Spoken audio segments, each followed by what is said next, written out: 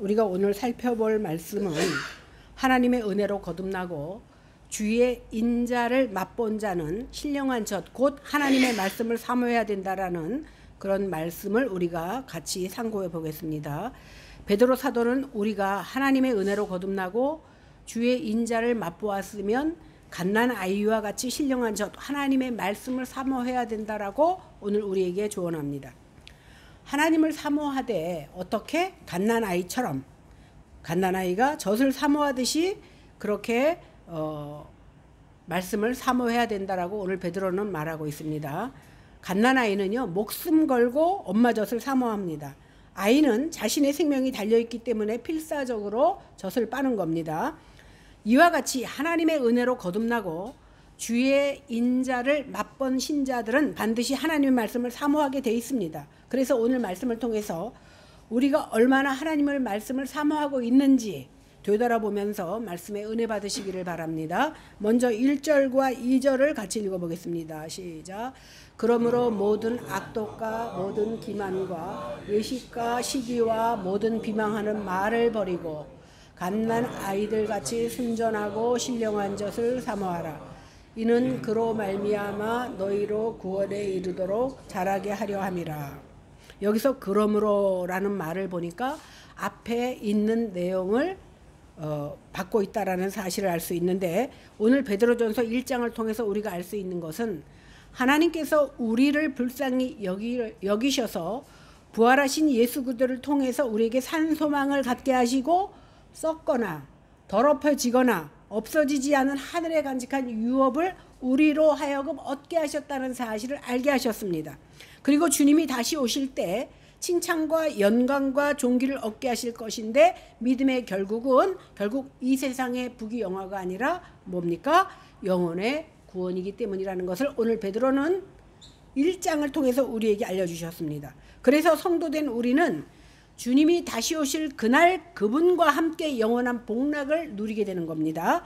한편 죄인인 우리가 이렇게 거듭날 수 있었던 것은 살아있고 항상 있는 하나님의 말씀으로 된 겁니다. 그러므로 우리는 항상 말씀을 읽고 그 말씀에 순종하는 가운데 나그네의 길을 걸어가는 우리 더불어 함께 서로 사랑하고 서로 도와주며 살아야 될 줄로 믿습니다. 우리가 거듭난 것은 우리의 노력으로 된 거 아닙니다.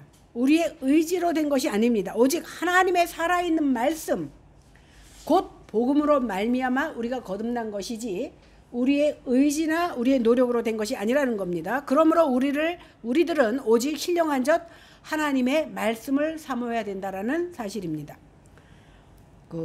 아기를 낳아본 사람은 다 알지만, 아기가 태어났는데 말도 안 통하는 아기한테 가르쳐주지 않아도 아기는 젖을 찾습니다. 그리고 젖을 발견하면 어떻게 됩니까? 열심히 빱니다. 이것을 통해서 거듭난 자도 신령한 젖을 사모해야 된다는 것을 어린아이를 통해서 오늘 사도 베드로는 우리에게 알려주고 있습니다. 예수님을 믿는다고 하면서 말씀을 사모하지도 않고 말씀과 상관없이 살고 있다면 내 신앙이 얼마나 심각한지를 돌아봐야 됩니다. 그러므로 실상 우리가 얼마나 하나님의 말씀을 사모하는 마음으로 앞에 나오고 있는지를 돌아보고 갓난 아이가 엄마의 젖을 사모하듯이 내가 과연 그렇게 살고 있는지를 돌아봐야 됩니다. 만일 아기가 태어났는데 그 아기가 젖을 입에다 갖다 대도 빨지도 않고 찾지도 않는다 그러면 아주 심각한 문제입니다. 이 아이는요, 정상적으로 자라날 수도 없을 뿐만 아니라 결과적으로는 죽음을 맛볼 수밖에 없습니다. 그러므로 아이가 엄마 젖을 사모하지 않으면 그 부모는 심각한 고민을 할 수밖에 없습니다. 마찬가지로 우리가 거듭났음에도 불구하고 하나님의 말씀을 사모하지 않는다면 거듭난 척하고 거듭나지 않았거나 아니면 비정상적으로 영적으로 병들었기 때문에 말씀을 찾지 않는다는 겁니다. 많은 사람들이 어떻게 생각하냐면 성경은 신학을 전공한 목사들이나 열심히 사모하고 우리는 그 말씀을 받아서 그냥 저주받을 것은 제하여 버리고 천국 갈 길, 복 받을 길만 알려주시면 거기에 우리는 아멘하면 된다라고 생각합니다. 만약에 이런 생각을 하고 있다면 하나님의 말씀에도 관심이 없을 뿐만 아니라 내 자신의 구원 문제도 다시금 생각해야 될 줄로 믿습니다. 베레아 성도들은요, 하나님의 말씀을 들으면 그 말씀이 진짜 그런가 하여서 열심히 연구했습니다. 그렇지 않고 형식적으로 공예배에 나와서 1시간도 안 되는 이 말씀을 듣고 일주일 동안 버티려고 하면, 돌아서면 잊어버리는 이 말씀을 가지고 버티려고 한다면 우리는 우리의 신앙에 대해서 회개해야 될 줄로 믿습니다. 하나님 말씀을 듣고 있는 이 시간에도 혹시 몸은 이 자리에 나와 앉아 있는데 생각은 세상 가운데에 가 있다면, 그리고 하나님 말씀을 사모하지 않고 있다면 우리는 심각한 병에 들지 않았는지 진단해 봐야 된다는 겁니다. 많은 한국교회 성도들이요, 성경을 잘 몰라. 그러니까 목사가 틀린 설교를 해도 알려고도 하지 않고 알지 못하니까 질문도 하지 않는다는 거예요. 그래서 왜 그러냐면 집에 가서 정말 목사님이 바로 말씀을 증거했나 읽어보고 또 그 외에 앞도 보고 뒤도 보고 분별해야 되는데 그러지 못하다 보니까 목사들이 편하게 설교할 수 있는 겁니다. 틀려도 틀린 채로. 그런데 청교도들은 어떻게 했습니까?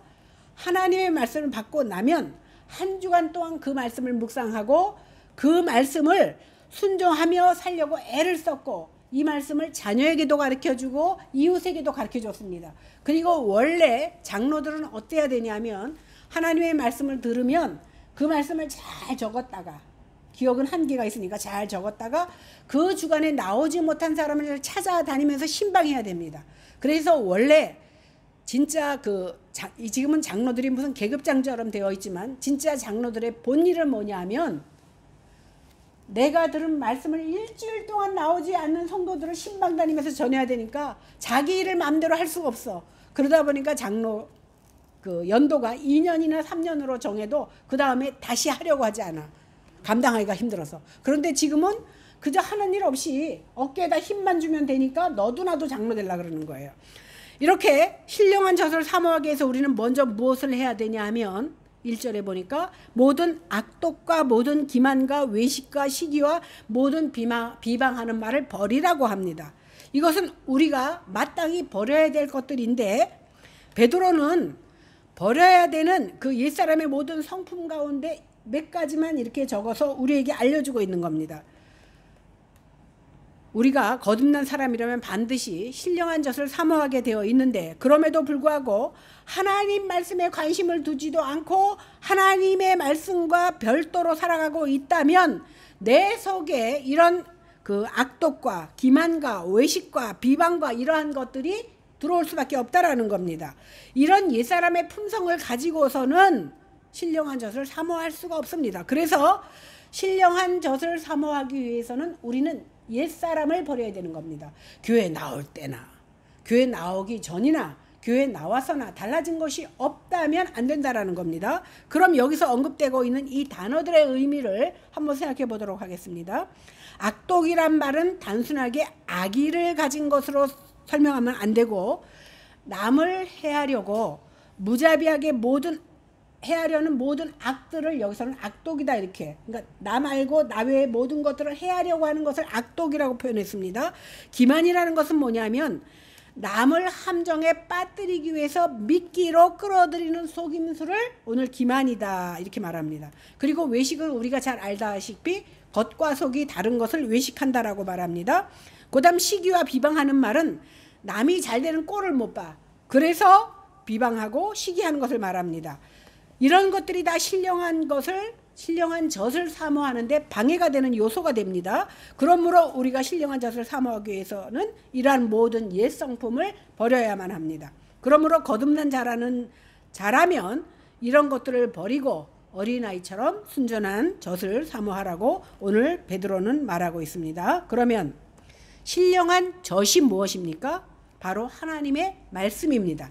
육적인 사람에서 영적인 사람으로 거듭났다면 하나님의 말씀을 사모하며 그것을 먹게 됩니다. 예수 믿지 않는 사람은 교회 밖에서 하나님의 말씀을 듣기가 쉽지 않습니다. 그러나 이제 영적인 사람으로 거듭나면 교회 안에서 하나님의 말씀을 듣는데 이 말씀이 바로 무엇입니까? 성경이 신앙의 토대가 되는 겁니다. 그 어떤 것도 성경의 자리를 대신할 수가 없습니다. 하나님은 당신 자신을 우리에게 알리시고 우리로 하여금 하나님의 영광과 선하심과 그 탁월하심을 보고 하나님을 즐거워함으로써 하나님을 영화롭게 하라고 가르치시는데, 그 가르치심이 어디에 있습니까? 성경에 있다는 겁니다. 하나님의 영광을 보는 것은 하나님의 말씀을 통해서 얻어지는 은혜고, 말씀을 통하여 하나님을 영광을 볼 때 사람은 하나님의 형상으로 변화되는 성령의 역사를 체험하게 되는 겁니다. 그렇다고 사람이 열심히 성경만 본다고 하나님의 영광을 볼 수 있는 건 아닙니다. 제가 옛날에 신학교 가는데 추천서 써준 사람이요, 약간 그 뭐라 그러지, 자폐가 있는데 성경을 저보다 더 많이 알아. 성경을 지식적으로 알아서 그것이 구원에 이르는 것은 아니라는 겁니다. 성경을 통하여서 성령의 조명하심을 주심으로 진리를 느끼고 비로소 성경을 통해서 영광을 알 수 있는 거예요. 많은 사람들이요, 가슴이 뜨거워져서 신학교 들어옵니다. 신학교 들어와서 문제는 뭐냐면 너무 많이 알다 보면 머리는 이만큼 커지는데 그 아는 것이 오히려 하나님과 나 사이에 벽을 만드는 수가 많아. 그래서 제가 요번에 어떤 사람과 상담한다 그런 얘기를 했는데, 너무나 많이 알고 하나님과의 벽이 생기는 것보다는 차라리 아무것도 모르고 예수 그리스도께서 나 때문에 피 흘려 주심으로 내가 구원받았다는 그 사실만 알고 예수 믿는 것이 더 낫다라고 제가 말씀을 드렸습니다. 우리는요, 성경을 보아도 성령께서 조명해 주시지 않으면 결단코 그 말씀 속에서 하나님을 발견할 수 없고, 하나님을 발견하지 못하니까 하나님 앞에 영광을 돌릴 수가 없게 되는 겁니다. 우리가요, 본다고 다 보는 건 아닙니다. 극장에서 영화를 봐도요, 느낀 점이 다 틀려요. 똑같은 코끼리를 봐도 자기가 눈여겨보는 부분이 다른 겁니다. 오늘 예수님 당시에도 유대와 갈릴리에 살았던 많은 사람들이 예수님을 봤습니다. 그런데 예수님을 본 사람이 다 예수는 그리스도시여 살아계신 하나님의 아들이라고 고백하지 않았습니다.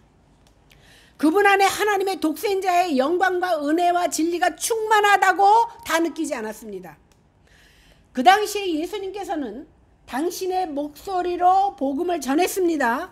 그러나 그 음성을 들었다고 해서 죽은 영혼이 다 살아나지도 않았고 다 예수님의 제자가 되어서 그를 따르지도 않았습니다. 그래서 예수님께서 뭐라고 말씀하셨습니까? 들을 귀 있는 자가 듣는다고 말씀하셨습니다. 이 시대도 마찬가지입니다.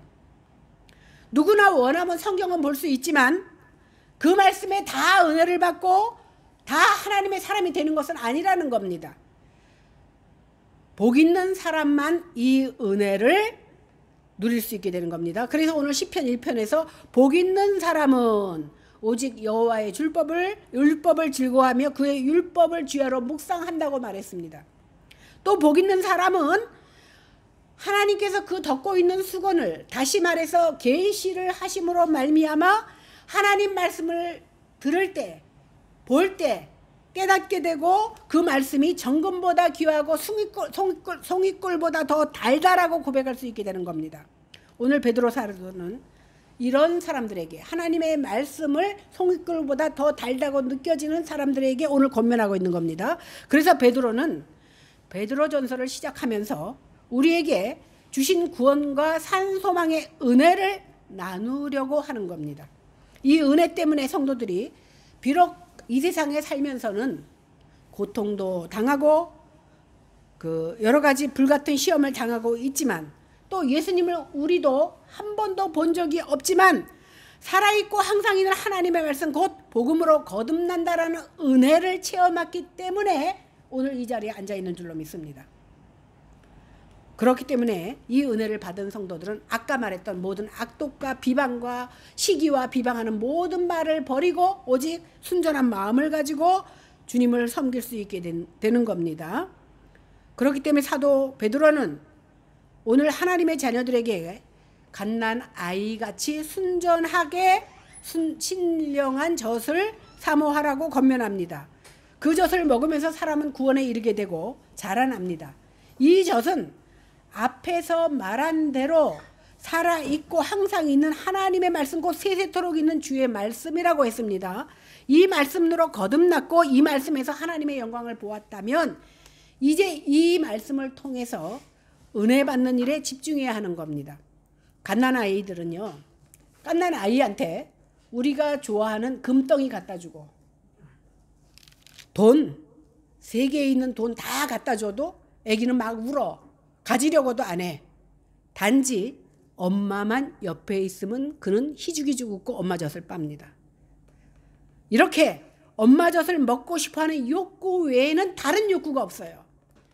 왜 사도 베드로가 오늘 엄마 젖을 사모하는 어린아이처럼 신령한 젖을 사모하라고 했냐면, 너희 세상에서 금은 보화만 바라보지 말고 어린아이가 엄마의 젖 외에는 다른 욕구가 없듯이 그렇게 하나님 말씀을 사모하라라고 오늘 말해주고 있는 겁니다.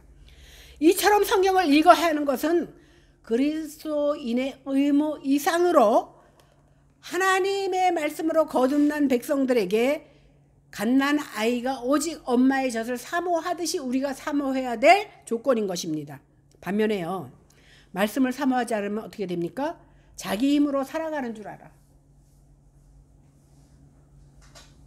그러니까 교회를 나오면서 맨날 말하는 게 하나님 닮아가게 해주세요가 아니라 하나님 나에게 능력을 달라고 기도합니다. 그러다 보니까 하나님이 나에게 능력을 안 주시는 것 같고 나에게 이득이 안 되는 일이 자꾸 벌어지면 어떻게 됩니까? 이웃을 원망하고 하나님을 원망하게 됩니까? 하나님 왜 저 사람은 저렇게 잘 사는데 왜 나에게는 그 복을 주지 않느냐고 하나님을 원망하게 됩니다. 그리고 하나님 앞에 신세한탄을 하게 됩니다. 그렇다 보면 불평과 원망이 쏟아지게 됩니다. 그러나 하나님의 살아있고 항상 있는 말씀 곧 예수 그리스도의 복음을 사모하는 사람은 먼저 하나님 앞에 무엇을 달라기 전에 내 잘못을 진정으로 깨닫고 그런 자신의 죄를 하나님 앞에 용서해 달라고 기도합니다. 그리고 그 용서해 주셔서 내가 하나님 앞에 나올 수 있다라는 그것을 깨닫고 이것이 주님의 은혜인 줄 알고 감사하게 됩니다. 이런 모습을 베드로는 너희가 구원에 이르도록 자라게 하는 것이라 그랬어요. 그러니까 예수를 오래 믿었는데도 이렇게 구원이 자라지 못하면 아직까지도 어떻게 양다리 걸치고 세상과 교회를 양다리 걸치고 아직도 세상 사람들이 추구하는 것을 나도 추구하고 이렇게 살아간다라는 겁니다. 그래서 너희가 갓난아이처럼 오직 신령한 젖을 사모할 때 이로 말미암아 너희를 구원에 이르도록 자라게 하신다 이렇게 말하고 있습니다. 여기서 이로 말미암아 너희로 구원에 이르도록 자라게 하려 함이라는 말씀이 신령한 젖을 사모하지 않으면 구원받지 못하는구나 이런 말은 아닙니다. 이미 예수 그리스도의 죽으심을 믿는 믿음으로 거듭난 사람을 구원은 받습니다. 그러므로 예수 그리스도의 핏부림을 입음으로 의롭다함을 받은 것은 그것을 아는 것은 성령이 임해야 알게 되는 거예요. 내가 아무것도 모르고 성경 1189장에 대해서 모른다 할지라도 우리 주님께서 나 때문에 돌아가셨음을 믿고 그 믿음 때문에 내가 감사해야 한다면 사실은 그런 사람이 성경을 안 볼 수가 없죠. 그러나 여러 가지 여건으로 인하여 내가 거기에 게으르다 할지라도 이미 우리는 구원받았고 구원받은 성도를 하나님께서는 버리지 않는다는 사실입니다. 오늘 베드로는 너희가 구원에 이른다는 것이 얼마나 큰 은혜인지에 대해서 말하고 있습니다. 대부분요 고3이 되면 고2 때까지는 잘 학교 다니다가 고3 딱 되면 어떻게 됩니까? 머리 깎고 마음 딱 잡고 잠 줄이고 공부에 전념합니다. 그러다가 대학교 딱 가면 긴장이 풀어져서 한동안 자유를 만끽하고 대학생활을 즐깁니다. 그러나 정작 지금부터가 제대로 된 학문의 시작이라는 것을 깨닫게 되면 먹고 마시는 시간조차 아깝게 느껴집니다. 정말 공부에 한번 마력에 빠지다 보면요 잠도 안 자요. 정말 그 책을 보면 그 다음이 궁금해서 보게 되고 그거에 대한 참고 자료를 보게 되고 이렇게 공부를 하게 되는데 신앙생활도 마찬가지입니다. 교회를 처음 나오고 체험을 하면 그 첫사랑이 뜨거워서 그냥 미친 듯이 교회 다닙니다. 그러다 어느 정도 되면 사그러들어가지고 나는 이미 구원받았다라는 확신이 생기고 나면 적당히 종교생활을 하는 경우가 많습니다. 이런 자들은 자신을 진지하게 돌아봐야 됩니다. 진정으로 거듭난 자는 자기 마음대로 살 수가 없습니다. 하나님의 말씀을 힘써 배워나가게 되며 그 거듭나게 하신 하나님의 은혜를 더 깊이 깨달아가는데 전념하게 됩니다. 그 깨달음이 있을 때 세상의 영광보다 하나님으로 인한 그 매력, 영광을 더 매력적으로 느끼게 되고, 그러다 보면 사탄의 거짓말에 속지 않고 오직 하나님의 말씀으로 사탄을 대적하고 굴복시킬 수 있는 믿음이 생기는 겁니다.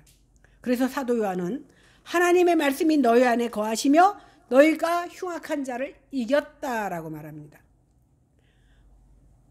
우리가 하나님 말씀이 우리 안에 쌓이고 충만하게 되면요, 어떠한 어려운 문제를 딱 만났을 때 적절하게 하나님께서 그거를 대처할 수 있는 말씀을 기억나게 하십니다.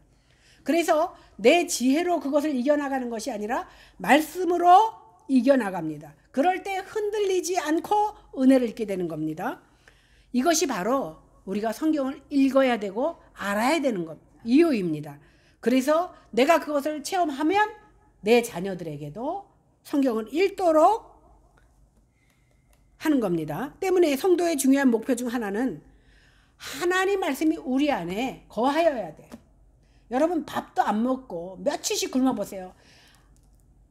마음은 있어도 어떤 일을 할 때 기운이 없어서 일을 못합니다.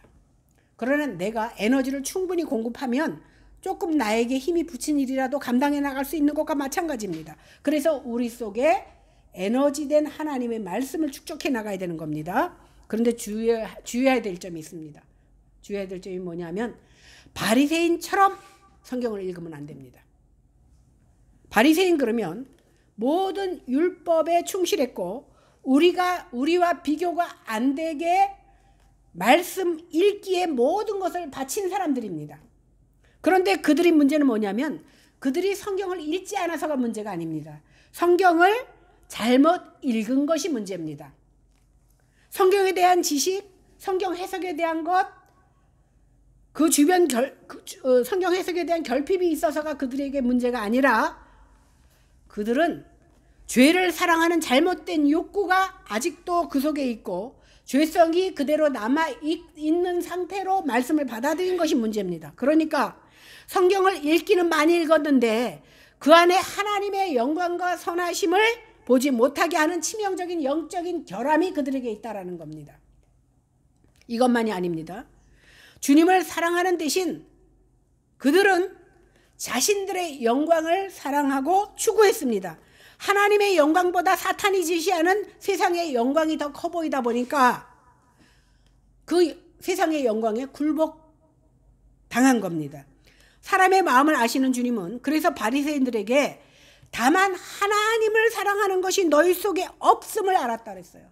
근데 우리가 볼 때는 바리새인들은 성경도 많이 알았고 금식도 잘하고 길거리에 나와서 손을 얹어서 기도를 많이 했습니다. 그러니까 얼마나 거룩해 보입니까? 그런데 예수님은 네 속에 하나님이 없다 이렇게 말했습니다. 너희가 서로 영광을 취하고 유일하신 하나님부터 오는 영광을 구하지 아니 어찌 나를 믿을 수 있느냐. 자신들의 영광을 구하고 세상의 영광을 구하니 어떻게 하나님을 믿을 수 있느냐는 겁니다. 바리새인들은요, 회당의 높은 자리에 앉기를 좋아했습니다. 그리고 사람들에게 인정받기를 기뻐했습니다. 그리고 돈을 좋아했습니다. 바로 이런 것들이 늘 성경을 읽고 많이 알면서도 불구하고 하나님의 영광을 보지 못하게 하는 치명적인 문제가 된 겁니다. 우리도 마찬가지입니다. 우리도 사람들 앞에 잘 보이려고 지식적으로 성경을 많이 읽고 열심히 교회에 나온다면 바리새인과 다를 바가 없는 겁니다. 그래서 중심을 보는 하나님께서 네가 알기는 많이 안다마는 네 속에 내가 없구나 이렇게 말할 수밖에 없는 거예요. 그래서 우리는 바리새인들의 사고방식은 조심해야 돼. 그러나 바리새인들이 열심히 성경을 연구하고 열심히 신앙생활하는 건 본받아야 돼. 바리새인들을 본받지 말라니까 바리새인들의 열심까지 본받지 않으면 안 돼요. 우리가 이단하지만 이단이 다 나쁘지만 이단의 열심은 본받아야 돼. 정말 진실한 것을 가지고 있으면서도 우리는 열심이 없어요. 기름을 준비하지 않는 겁니다. 반대로 이제 구원을 받았으니까 예수님 가만히 계세요. 제가 그 은혜를 보답하기 위해서 열심히 노력하겠습니다. 그러다가 혹시 제가 힘이 딸리면 그때 저를 도와주세요. 요즘 한국교회의 문제가 바로 이런 겁니다. 뭐예요? 말씀을 선택적으로 받아들이고 선택적으로 생각하는 겁니다. 그러나 거듭난 자가 신령한 젖을 사모하면 사모할수록 은혜로 구원이 어떻게 이루어지는지를 깨닫기 때문에 이전에는 말아도 몰랐던 세계를 알게 되고 그 세계를 깨닫고 나면 세상 사람들이 감당하지 못하는 구원에 이르도록 자라게 되는 겁니다. 그래서 우리가 이해되지 않지만 이해 못하지만 그 구원에 이른 사람은 자기 속에 충만함을 가지고 어떠한 어려움 속에서도 하나님을 찬양하며 기뻐할 수 있게 되는 겁니다. 그 구원에 이뤘을 때 비로소 어려움 상황 속에서도 진정 감사할 수 있게 되고 진정 기뻐할 수 있게 되는 겁니다. 이것이 바로 구원에 이르도록 자라나는 것입니다. 그러니까 사도 바울이나 베드로나 참 차원 높은 신앙을 얘기하고 있으니 그만큼 잘하지 못하는 우리가 이해하지 못하는 것은 당연하다라는 생각이 듭니다. 이제 신령한 젖을 사모하는 사람이 되면 지금까지 지내온 것도, 다시 말해서 내가 예수를 알지 못할 때에도 여전히 우리 하나님은 나를 지켜주시고 내게 은혜를 베푸셨다라는 것을 깨닫게 됩니다. 지금 내가 세상의 아주 구탱이에서 약하고 보잘것없는 존재처럼 아무도 나를 알아주지 않는 채로 처박혀 있지만 주님을 의지하니까 주님이 나를 통해서 세계로 나가게 하십니다. 이렇게 연약한 불과 10명밖에 안 되는 교회가 어디로 나갑니까? 아프리카 케냐로 가고 그 다음 또 어디지? 미얀마로 가고 또 캄보디아로 가는 겁니다. 이 연약한 교회가, 이것이 바로 하나님의 구원에 이르는 사람들이 자라났기 때문에 이러한 모습을 할 수 있는 겁니다. 이렇게 되면요, 하나님의 은혜에 충만하면 누가 시켜서 합니까? 시키지 않아도 주님의 일을 감당하게 되는 겁니다. 어떻게? 신령한 은혜를 맛보게 되면 누가 시키지 않아도 저절로 주님의 일을 하고 싶어서 견디지 못하는 겁니다. 3절 보겠습니다. 시작. 너희가 주의 인자함을 맛보았으면 그리하라. 이 말씀은요, 신령한 젖을 통하여서 주의 인자하심을 맛봤으면 더욱 신령한 젖을 사모하는 거예요. 우리들이 보통 고기도 맛을 아는 사람이 찾는다 그러잖아. 그죠? 안 먹어본 사람은 아직 먹어보기 전에 무슨 맛인지 몰라요. 고기 맛을 알아야 고기를 먹게 돼요. 주의 인자를 맛보았으면 그 맛이 얼마나 꿀송이보다 달다는 것을 알기 때문에 어떻게 해요? 더욱 신령한 젖을 사모하게 돼요. 제가 아까도 말씀드렸잖아요. 저도 공부에 푹 빠진 적이 있어요. 그래서 새벽부터 밤늦게까지 허리에 디스크가 생기도록 책을 본 적이 있는데 공부도 그렇더라고요. 제가 요만큼 알았는데 이것을 통해서 또 다른 것을 알게 되면 그 다음 것이 또 궁금하고 또 궁금하다 보니까 책들을 사서 읽게 되는 거예요. 마찬가지로 신령한 은혜를 맛본 사람은 이 은혜가 너무나 달아서 그 다음 것이 궁금해지고 그 다음 것이 알아보고 싶어 하는 그런 생각이 된다라는 겁니다. 이것은요, 맛보지 않은 자 몰라요. 오늘 이 말씀은요, 시편 34편 8절에서 다윗이 너희는 하나님의 선하심을 맛보아 알지어다 했던 말을 그대로 가지고 온 말입니다. 하나님의 선하심을 맛본다는 말은 뭐냐면 하나님의 영광을 본다라는 거예요. 아까도 말씀드렸죠? 성경을 많이 읽었다고 하나님의 영광을 보는 게 아니에요. 성령께서 조명해 주시고 내 안에 계실 때 우리가 은혜로 자라갈 때에 비로소 하나님의 영광을 보게 됩니다. 주의 인자하심을 맛본 사람이 바로 하나님의 자녀입니다. 우리의 구원은 주님의 인자하심으로 말미암은 겁니다. 여기서 인자라는 말이 헬라어로 헤세드라고 하거든요. 이것은 뭐냐면 언약적 사랑을 말합니다. 주의 인자하심이 영원하기 때문에 우리가 진멸되지 않는 겁니다. 그러므로 그 인자를 맛본 사람은요, 더욱 주의 인자하심을 맛보기를 원할 것이고 그 인자하심을 찬양하게 되어 있습니다. 나 같은 죄인이 용서받은 것이 금이나 은이나 내 노력으로 된 것이 아니고 오직 예수 그리스도의 보배로운 피로 됐다라는 사실이 알게 되면, 믿어지면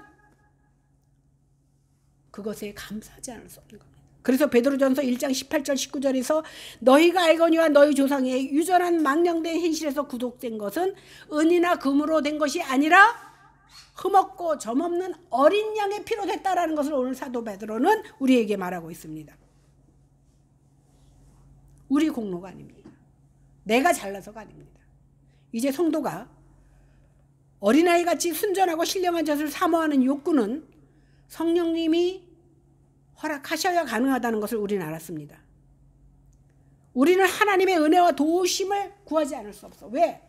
내가 아무리 머리가 좋아서 성경을 줄줄줄 외운다 그래도 그것 때문에 내가 구원받고 그것 때문에 은혜를 맛보고 그것 때문에 영광에 이르지 않는다는 것을 알았기 때문에 비록 나는 머리도 나쁘고 기억력도 나쁘지만 주께서, 그래서 제가 기도 제목이 뭔지 아세요? 하나님, 만약에 내가 더 나이가 먹어서 치매가 걸려도 예수님만큼은 잊지 않게 해주십시오. 자식은 잊어버릴 수 있어. 우리 엄마 보니까 옛날에 자식, 맨 마지막엔 자식을 잊어버리더라고.